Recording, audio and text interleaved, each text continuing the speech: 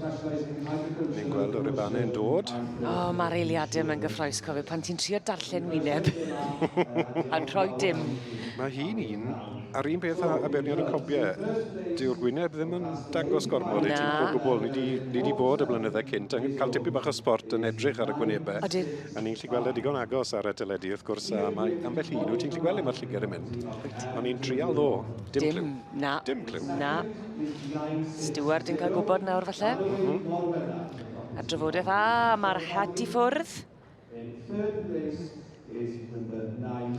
Rhys Williams, fi'n nabod y dyn, 63, a'n y lledd yw Four Oaks Skyfall. I Chris Freeman ei hunan, y perchynog, wedi cael ei fagu gyda Wendy Low Barnes, mas o'r march Four Oaks Carfel ac allan o Thistledown Skyfall. A digon o gyfeillgarwch rhwng y cystadleuwyr hefyd. O'n i'n gweld Justin yn gweud da iawn. Daios of Euros, the property of H and L Allen. So for you have it. Pwy fydd yn y trydydd safle? A dyma'r trydydd i Owen Griffiths. Ilar? Ie.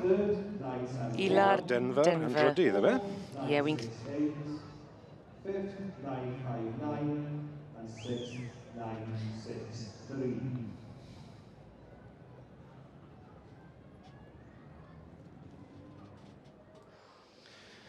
Mae'r tynnu still yn mynd mlaen ma, i just i egluro. Mae Rhys Freeman ar y brig, a dyma fe a Four Oaks Skyfall. Ac yn ail ar hyn o bryd i Sandy Anderson yn dwylo. Justin Davis, Thistledown Ellen Moore, ac yn drydydd yw Owen Griffiths yn ffrind ni yn cyflwyno, ac gyda Ilar Denver. Allan o'r march Waxwing, fly past, a'r gaseg Waxwing Dainty Diner.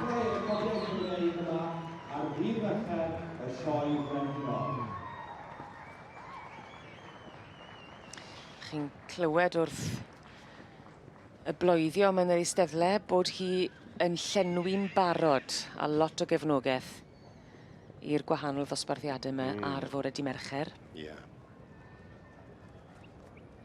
Ond yn sylw ni ar yr ebolion gyda'r adran A. Yr ebolion Blwydd o di bihafio'n arbennig. Odi, ma' nhw. Ac yn disgwyl yn dda fyd, mae rhaid gweud. Mae'r tri cyntaf hyn wedi troi mas yn bert iawn. Dim gormod o bwysau.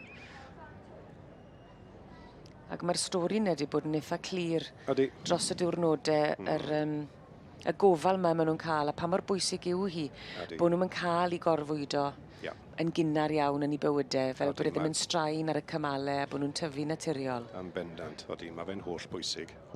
A diwedd dydd, ceffil mewn llaw i weheddu, tymo mewn 3-4 blynedd, bydd y blentyn di ar ei gefennau, so mae gofyn bod e'n gallu neud yn bach o waith yn dyfe.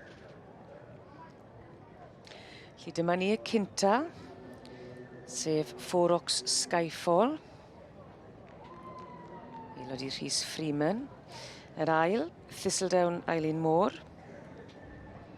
Ac yn drydydd, Ilar Denver. Ac y ddau ohono ni yn gyfarwydd iawn ar perchennog Owen Griffiths.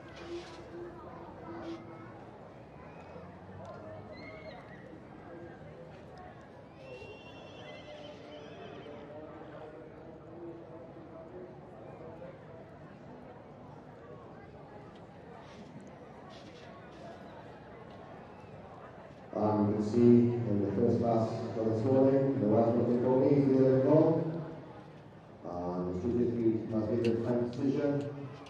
She's handing out with that. The first prize winner, this is number 63, Rhys Freeman. So congratulations, Rhys, with the next class. This is for Skyfall.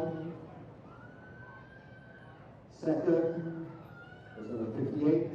Felly mae yna benderfyniad yn rhan ucha'r prif gylch gyda'r Merlod Mynydd Cymreig, yr adran A, a'r Ebol Blwydd sydd wedi dod i'r brig yw Four Oaks Skyfall. Yr Ebane a'r cerdyn goch y meddiant Rhys Freeman sy'n dangos ac yn berchen hefyd. A mae'r wen yn gweud cyfrolau. Fi'n credu Rhys A'r Ebol ar dan i fynd i ddangos. Ac o'n i'n gweud mae yna gyfeillgarwch mawr iawn rhwng y cystadleuwyr yn yr ail safle. Yn ni'n gweld Thistledown Eileen Moore. Dwylo Justin Davies am y perchynog. Sandy Anderson, wrth gwrs, brydfa Thistledown. Ac yn drydydd, Ilar Denver. Perthyn i Owen Griffiths, sydd yn gyfaill i ni fan hyn ac yn rhan o'r tîm sylwebu, a Sam Mosley yn dangos. A dyma ni, enillydd yr adran A gyda'r ebolion blwydd o'd ac yn amlwg wrth i bodd hefyd yn cael y sylw yma yn y prif gylch.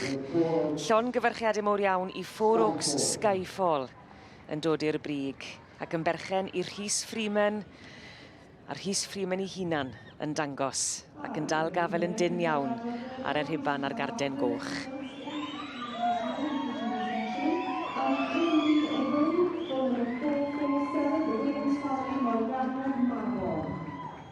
Thank you.